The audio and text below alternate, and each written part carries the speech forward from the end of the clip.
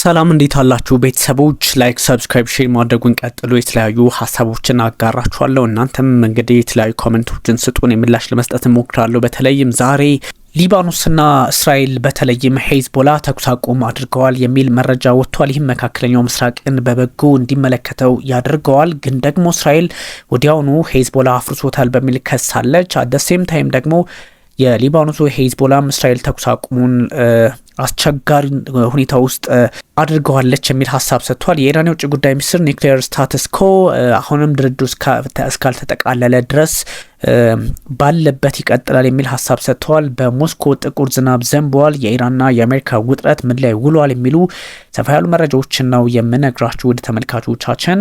እንግዲህ ሀሳቦቹን በስፋት ማጋራቴን እቀጥላለሁ። የሊባኖስና በእስራኤል ጉዳይ ላይ መጀመሪያውን አድርጌ ሀሳቤን ለማጋራት እሞክራለሁ። ከዛም በኋላ እናንተ እንግዲህ የጥቁር ዝናቡንም ሌሎች መረጃዎችንም በዛው እያያችኋቸው ትሄዳላችሁ ማለት ነው። ተከታተሉ። ሄዝቦላ ነው ያሸነፈው እስራኤል የሚሉ ጥያቄዎች በጣም በስፋት ይነሳሉና አሸናፊው ማን ነው የሚለውን ከትሬንድ አንጻር በእርግጥ ከሌላው አሸናፊው ለማለት እጅግ አስቸጋሪ ነው። ውጥረቱ ቀጥሏል። ማን የበለጠ የፖለቲካ ፍላጎቱን አሳክቷል የሚለውን አሳያችኋለሁ። ግን ደግሞ እስራኤልና የሊባኖሱ ሄዝቦላ ተኩስ አቁም ላይ ደርሰዋል የሚሉ መረጃዎች ወጥተዋል። አደሴም ታይም ደግሞ እነዚህ ኃይሎች በድጋሚ ጦርነት ውስጥ እንደገቡ የሚያሳዩ መረጃዎች በሌላ በኩል ይወጣሉ። እስራኤል በተለይ ደግሞ ሆስታይል የሆነ ጸባጫሪ ኤርክራፍት ለይቻለው በሚል ወዲያውኑ ጥቃት መሰንዘሯን እንደዚሁ የተለያዩ መገናኛ ብዙሃን እያስመለከቱት ይገኛል። ግን ደግሞ በሁለቱ ኃይላት መካከል ያለው ተኩስ አቁም እጅጉን በበጎ ሁኔታ ይተገበራል የሚል ተስፋ ተጥሎበት ነበረ። ወዲያውኑ ግን እስራኤል ራሷ አፍርሶታል በሚል ሀሳብ ሰጥታለች። ግን ደግሞ የነገሮች ቅደም ተከተል አስቸጋሪ የሆኑ መጥተዋል። እንግዲህ እስራኤል ኦፊሻል ኮንፈርም ያደረገው አንድ ሀሳብ አለ። አንድ ስሙ ያልተጠቀሰ ወይም ደግሞ ይፋ ያልሆነ የእስራኤል ባለስልጣን እስራኤልና ሄዝቦላ ተኩስ አቁም አድርገዋል፣ ከፍተኛ ባለስልጣን ነው እንግዲህ በሚል ለሮይተርስ ኒውስ ኤጀንሲ ተናግረዋል። ሄዝቦላና እስራኤል ተኩስ አቁም አድርገዋል በሚል ለማረጋገጥ ሞክረዋል። ግን he warned that if Hezbollah attacks Israel then we are in the war time ምንም እንኳን ተኩስ አቁም ላይ ደርሰናል፣ ተኩስ አቁም አድርገናል ተብሎ ቢታሰብም እኛ ጦርነት ላይ መሆኑን ደግሞ አንረሳውም፣ ወዲያውኑ እንመለሳለን የሚል ሀሳብ ሰጥተዋል። ግን በተወሰነ መጠን የሊባኖስ ፖለቲካ እንደው የተረጋጋ ሊሆን ይችላል ተብሎ ይታሰባል። ያው ነገሮች መልካቸውን እንደሚቀይሩ ደግሞ ግልጽ ነው። ብዙ ሰዎች የሚያነሱት ጥያቄ ነው። እስራኤል በዛ ላይ 150 የሄዝቦላ ታርጌቶችን ወይም ኢላማዎችን በደቡባዊ ሊባኖስ እንግዲህ ከምሽቱ ከሌሊት ጀምሮ ማለት ነው መምታቷን በግልጽ አስቀምጣለች። ይህ ታዲያ በምን በኩል ነው ተኩስ አቁም ሊሆን የሚችለው በሚል ብዙ ሰዎች ጥያቄ ያነሳሉ። ኦፍ ኮርስ እኔም በዛ ልክ ነው የማየው። 80 የሚሆኑ የሄዝቦላ ኢላማዎችና በጣም በርካታ የሚሆኑ ደግሞ ሰዎች የሄዝቦላ ታጣቂዎችም ተዋጊዎች ናቸው የምትላቸው እስራኤል ህይወታቸውን እንዳጡም በግልጽ ተቀምጧል። ግን it comes amid reports of ceasefire between the two sides that were said to begin at 4 PM local time ወይም ደግሞ 13 GMT ላይ ይጀምራል ተብሎ በሚታሰብበት ሰዓት ላይ ማለት ነው። በእኛ እንግዲህ አቆጣጠር በአብዛኛው የሊባኖስና እዛው እስራኤል አካባቢ ያለው ሰዓታችን ብዙ የሚለያይ ባለመሆኑ ማክሲመም 1 ሰዓት ምናምን አይነት ነገር ነውና በእርግጥ ከቦታ ቦታ ይለያያል።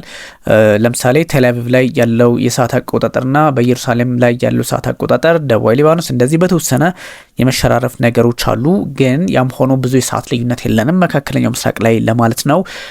10 ሰዓት ላይ ይጀምራል ተብሎ ነበረ። ጀመረ ተባለ፣ ግን ወዲያውኑ ደግሞ ቫዮሌት ተደርጓል የሚል ጥያቄዎችን አየን። እስራኤል እንግዲህ ሄዝቦላ ወዲያውኑ ነው እንትን ያለችው ሲዝፋየሩን ቫዮሌት አድርጓል በሚል ከሰሰች። የእስራኤል ሚሊታሪ ስፖክስ ፐርሰን ናቸው፣ አድሬ ይባላሉ።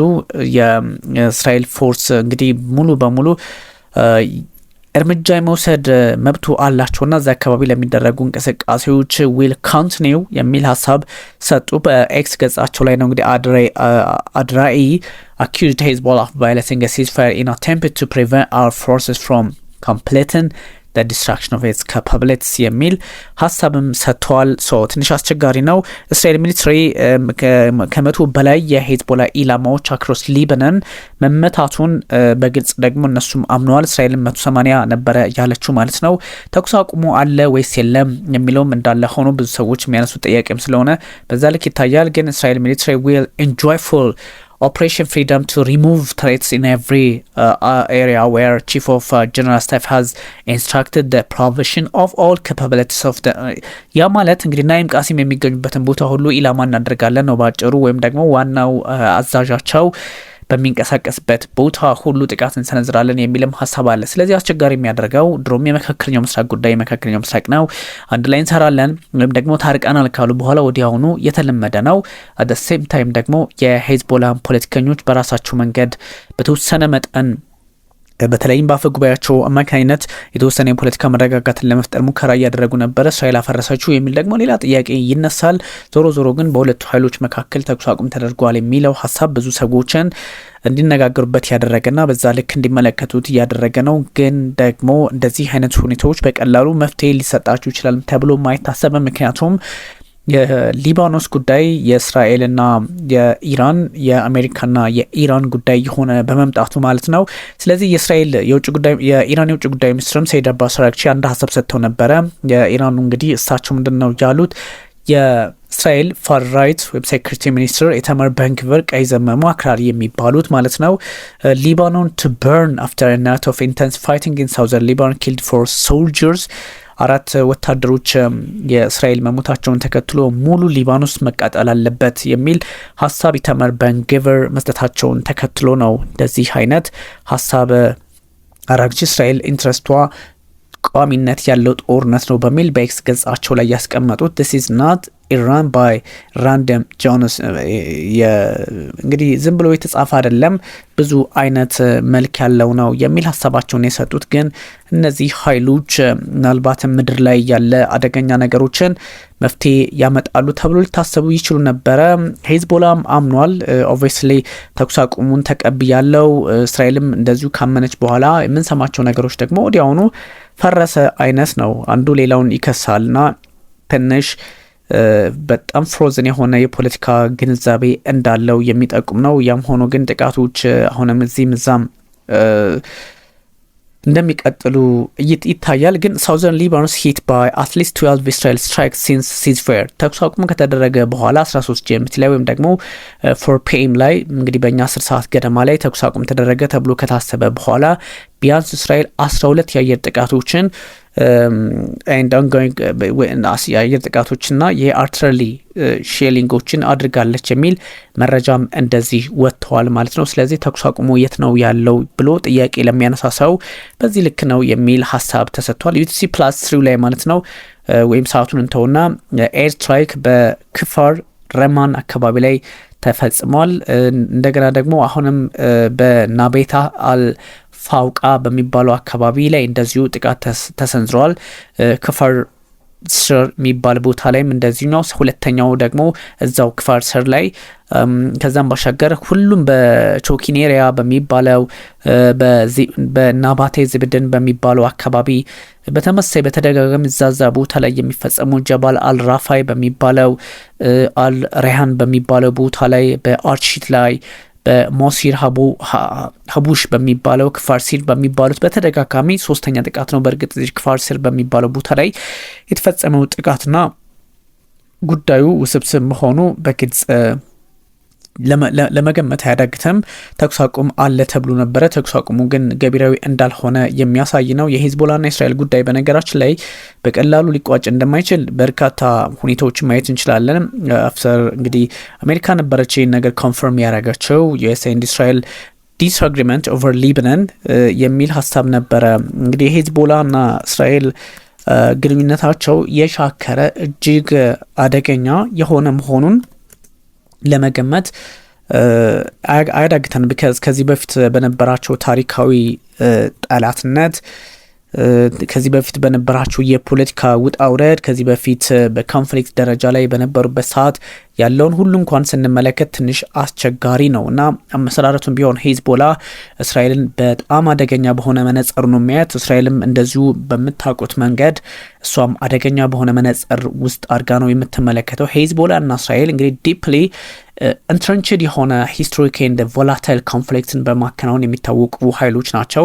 ሄዝቦላ ሄቪሊ አርመድ የሆነ እንዲያውም መንግስት ያልሆነ ሺያ ፖለቲካል ፓርቲና የሚሊታንት ግሩፕ ነው። ፖለቲካል ፓርቲም ነው።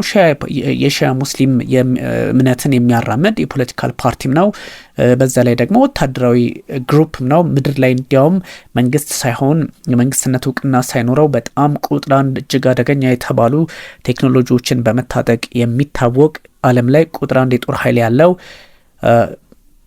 ቡድን እንደሆነ ተደርጎ ይወሰዳል። በዋነኝነት ግን የፕሮክሲ አገልግሎት ተደርጎ ይወሰዳል። ፕሮክሲ ማለት የኢራን የእጅ አዙር ጦርነት ማብሰሪያ ሆኗል የሚል ነው።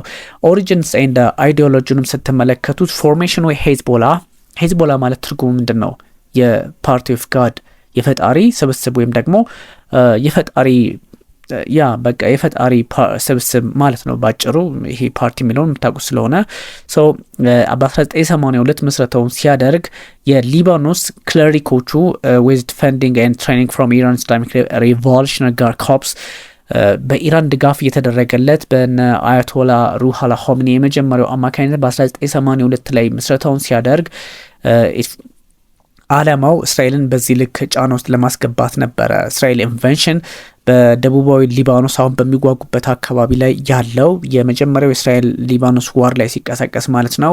እዛ ላይ ያለውን አቅማቸውን ለማስቆም የእስራኤሎችን ለማድረግ ነው። በእርግጥም አሳክቷል። በርካታ ጦርነቶችን ካደረገ በኋላ ማለት ነው። በዋነኝነት ፊሎሶፊው ፈንዳሜንታሊ ኦፖዝ ዘ ኤግዚስተንስ ኦፍ ስቴት ኦፍ ኢዝራኤል ነው። እስራኤል የምትባል ሀገር እዛ አካባቢ መኖር የለባትም ብሎ የሚያምን ኃይል ነው ሄዝቦላ። ስለዚህ እስራኤል ደግሞ ሄዝቦላ በዚህ ልክ የሚያስብ ከሆነ ነገ ለህልውናዬ አቅሜ ተዳክሞ ካገኘ ለህልውናዬ አደጋ ይፈጥራል በሚል ከፍተኛ ጫና እንደተፈጠረባት ይታወቃልና እሷም በዛ ልክ ነው አንዳንድ ነገሮችን የምትመለከተው።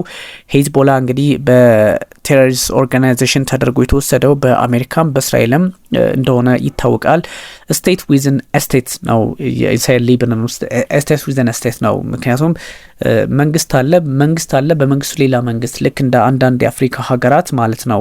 ጠንካራ ቡድን ሲኖር መንግስቱ ፌዴራል መንግስቱን ቢቆጣጠርም ግን እነዛ የሚቆጣጠሯቸው ደግሞ እንደ ስቴት ዊዘን ስቴት አይነት ነገር ወይም ደግሞ አቅማቸውን እያጠናከሩ የፌዴራል መንግስት ባለበት ወይም የአንድ ሀገር መንግስት ባለበት ውስጥ ራሳቸውን ደግሞ ሰግስገው ስቴት ዊዘን ስቴት በሚል ፕሪንሲፕል ፊሎሶፊ ውስጥ ኃይለኛ ሆነው የሚቀጥሉ ናቸው ማለት ነው። እንግዲህ እስራኤልና ሄዝቦላ የሚያጋጫቸው ምንድን ነው? ቦርደር ቴንሽን ነው። ብዙ ጊዜ በድንበር ነው። እስራኤል ከደቡባዊ ሊባኖስ 2000 ላይ ነበር የወጣችው ሪሜን ይሄ ብሉ ናይል በሚባለው ዩኤን ሪኮግናይዝድ ቦርደር ኤንድ ኮንተስትድ ሼባ ፋርምስ ኤሪያ ያለው ማለት ነው። 2000 ላይ እስራኤል እንግዲህ ከደቡባዊ ሊባኖስ እስራኤል ገብታ ነበረ እንደምታውቁት ለበርካታ ዓመታት ከቆየችበት በኋላ ከደቡባዊ ሊባኖስ ስትወጣ ምንድነው የሆነው? ብሉ ላይን ይባላል። ብሉ ላይን ማለት ሰማያዊ መስመር ነው። የመንግስታቱ ድርጅት እውቅና የሰጠው ነው። እስራኤልም ሄዝቦላም እዛ አካባቢ እንዳይንቀሳቀሱ የሚያደርግ ነው።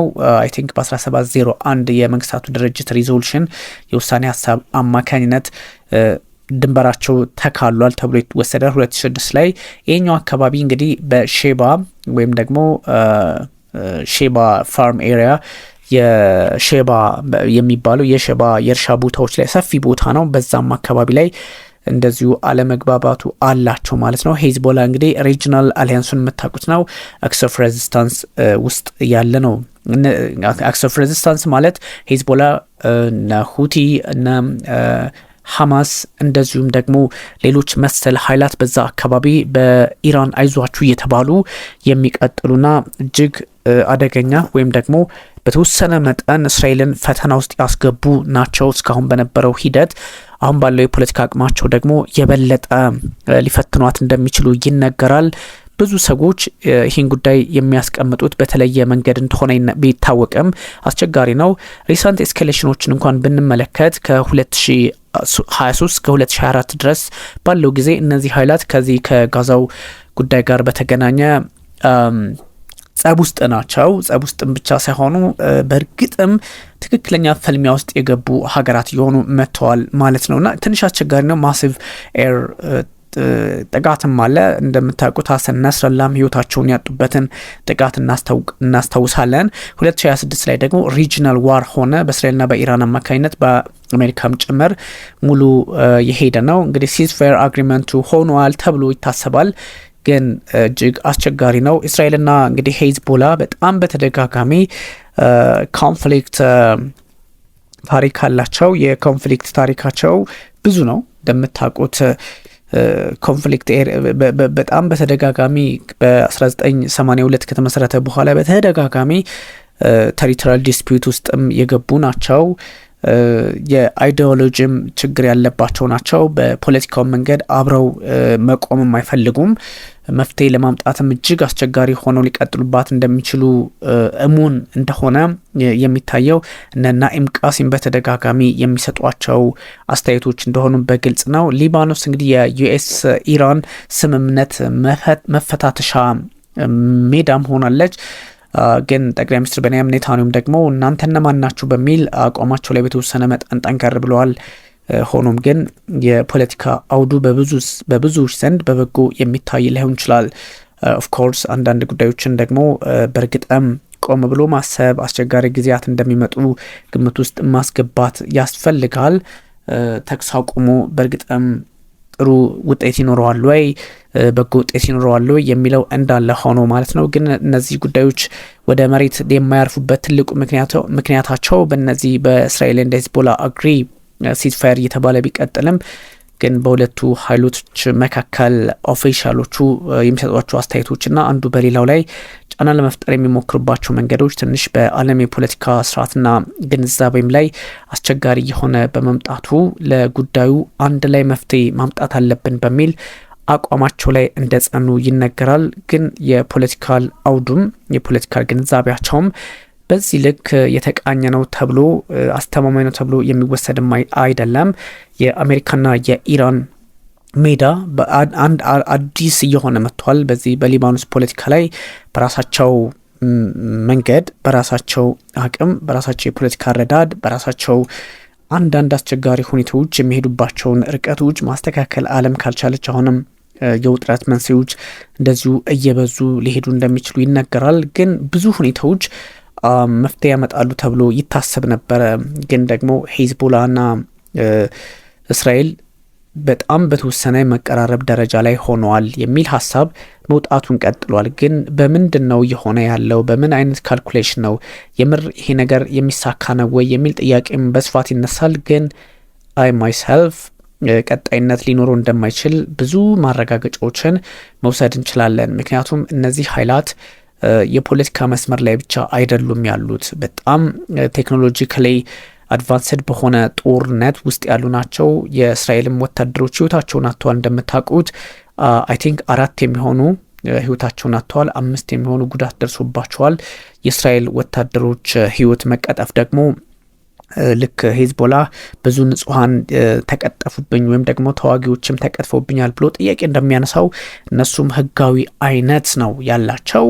ሰው ሁሉም በየራሱ መንገድ፣ ሁሉም በየራሱ አንዱ በሌላው ላይ ጫና እየፈጠረ ባለበት ሰዓት በተለይም ደግሞ ከዚህ ከድሮን ጥቃቶች ጋር በተገናኘ ዓለም ፖለቲካ ላይ ያሉት መጠቃቃቶች ምናልባትም አንዱ በሌላው ላይ የሚፈጥረውን ጫና ከተመለከታችሁ ይሄ ቀላል አይደለምና ምንድነው የተፈጠረው የሚለው ብዙ ሰዎች የሚያነሱት ጉዳይ ነው እና ይሄ በአስቸጋሪ ሁኔታ በዓለም ፖለቲካም ላይ የራሱን አሻራ አደገኛ የሆነ አሻራ ጥሎ ሊያልፍ የሚችል እንደሆነ ሳይታለም የተፈታ ነው። ስለዚህ መፍትሄ ያስፈልገዋል።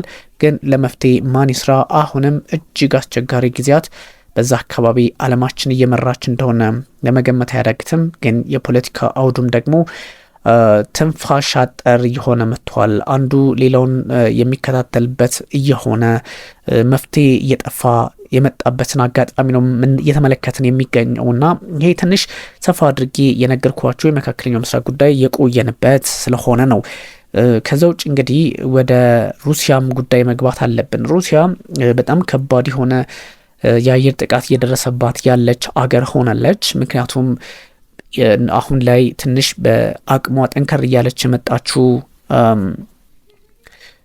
ይቺ ሀገር ዩክሬን ማለት ነው ጠንካራ አቋሟን እንደዚህ አጠናክራ መቀጠሏን ተከትሎ ብዙ ሰዎች ጫና እየገቡ በመሆኑ መፍትሄ አልባ እየሆነባቸው መጥቷልና ፕሬዚዳንት ቭላድሚር ፑቲንም ጫና ውስጥ ገብተዋል። ስለዚህ ይሄኛውን ለመፍትሄ በምን መንገድና በምን ሁኔታ ማጠናቀቅ አለብን የሚለውም ችግር ነው።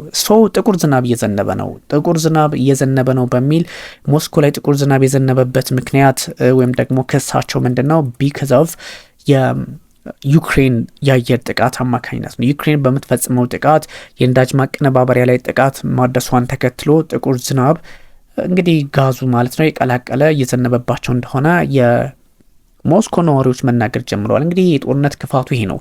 አሁን ሞስኮ ላይ እንደዚህ አይነት ችግሮች በተፈጠሩ ሰዓት ደግሞ ሞስኮ ኪየቭ ላይ ምን አይነት እርምጃ ነው የምትወስደው የሚለውም ደግሞ መነጋገሪያ የሆነ የመጣ ጉዳይ ነውና ፕሬዚዳንት ቭላድሚር ፑቲን አሁን የመጨረሻውን ውጤት የሚያመጣ ፖለቲካዊና ወታደራዊ እርምጃ ይወስዳሉ ተብሎም ይታሰባል። ጦርነቱ እንግዲህ ከተጀመረ አንስቶ ዩክሬን ሞስኮ ላይ እስካሁን አድርሳቸዋለች ከተባሉ ጥቃቶች እጅግ የከፋውና አደገኛው የሰው አልባ አውሮፕላን 200 የሚጠጉ ዩቪኤ ወይም ደግሞ እነዚህ ድሮኖች የሰው አልባ አውሮፕላኖች በሩሲያ መዲና ላይ አርፈዋል ነው እና አልተመቱም ምናምን የሚል መረጃ ነበረ ትናንትና የተነገረው። ግን የነዳጅ ማጣሪያ ቦታዎች ላይ በተሰነዘረው ጥቃት ጉዳት ደርሷል ማለት ነው። አንድ የ8 ዓመት ልጅም ህይወቷን ማጣቷ የሚታወስ ነው። የሞስኮ ሰማይ ጥቁር ለብሷል። ኦብቪየስሊ የማይካደው ነገር የሞስኮ ሰማይ ጥቁር ለብሷል። እንግዲህ ጥቁር ለብሷል። 17 ሰዎችም ደግሞ ጉዳት ደርሶባቸዋል። ቮርቬቭ ናቸው ይሄን ያሉት እንግዲህ የሞስኮ አካባቢ ገዢ ማለት ነው። በደቡብ ምስራቅ ሞስኮ የሚገኙ ነዋሪዎች እጅግ አስቸጋሪ የሆነ ዝናብ ልብሳቸው ላይ አስቀያሚ የሆነ ጥቁር ነገር ያለው ምልክት እያሳረፈባቸው እንደሆነ ይናገራሉ። ያ ማለት ዝናቡ ሲዘንብ ነዳጁ፣ ጭሱ፣ እሳቱ አየር ላይ የቀረው ድጋሚ ወደ መሬት ሲወርድ ሰዎች ላይ ጉዳት እያደረሰ ነው ማለት ነው። ይሄ ነገር ደግሞ ፖሉሽን ብቻ አይደለም፣ ከፖሉሽን ውጭም ወይም ደግሞ ከብክለት ውጭም የሆነ አደገኛ ሌላ አይነት ነገር ይዞባቸው ሊመጣ እንደሚችል ይነገራል።